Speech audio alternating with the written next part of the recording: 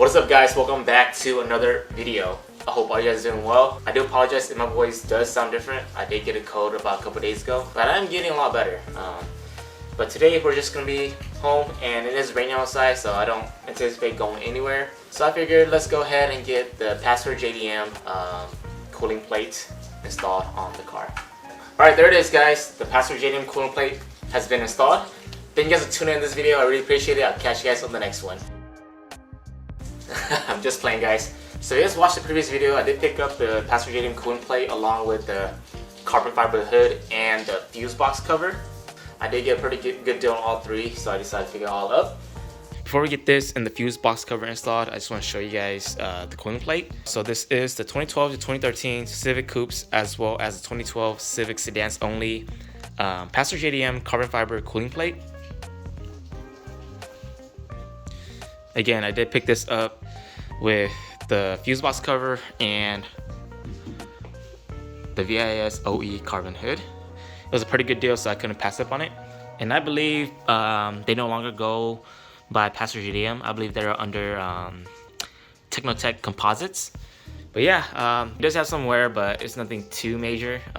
It also has some clear coat fading where the previous owner put some decals, but I'm sure that'll buff out easily, so I'm not too worried about that. Yeah, the badge is kind of peeling, but not too worried about that either. But yeah, overall condition, very good. Pretty happy about it. So let's go ahead and install this on the car, and we'll see how it looks with everything all complete. Alright guys, just as I was marking up the cooling plate onto the car, I already encountered my first issue, and that is the cooling plate hitting the starred hood struts on this mounting point right here. Yeah, that's not good. Same thing on this side. So I'm just gonna go ahead and remove the hood struts for now. I do want to get the cooling plate on because I think it'll be a nice combo with the hood. And I will find a new mounting place for this bottom bracket right here. One thing I like about the starred hood dampers is that it is relatively easy to remove. All you have to do is apply some pressure and pull up, and just pops right out. Let me go ahead and put this hood prop up to hold the hood. I don't want it to fall on me. There it is. Next up, I just need to unclip 4 clips right here, and the cooling plate will sit on top.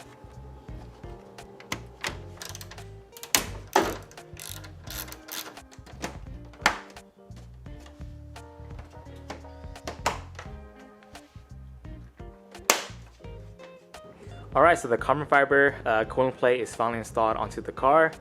The overall fitment is pretty good. It's not too bad. Everything does line up as it should. I will be switching out these white bolts right here into black ones because I feel like it's kind of an eyesore against the carbon fiber. Yeah, but everything fits pretty good, guys.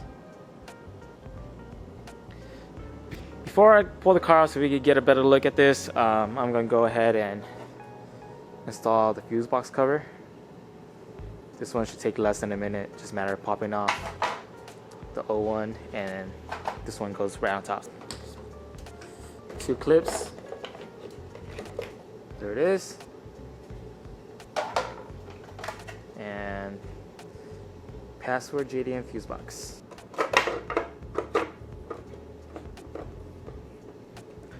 And that's it. Gonna put this away for safekeeping. So let's pull the car out so we get a better look at the whole setup.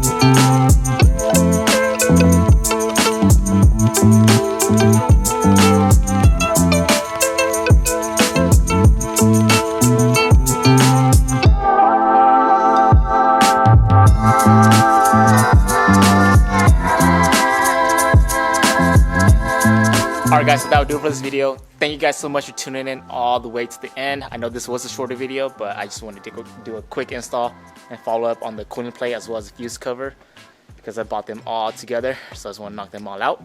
Anyways, if you guys enjoyed the video and if you guys have not subscribed to the channel, make sure to hit the subscribe button down below. Give this video a thumbs up and stay tuned, because I have a nice piece for the front end coming soon. But until then, guys, it is starting to pour. I'm gonna pull the civet back in. I'll catch you guys in the next one, and remember to always stay lurking. Peace.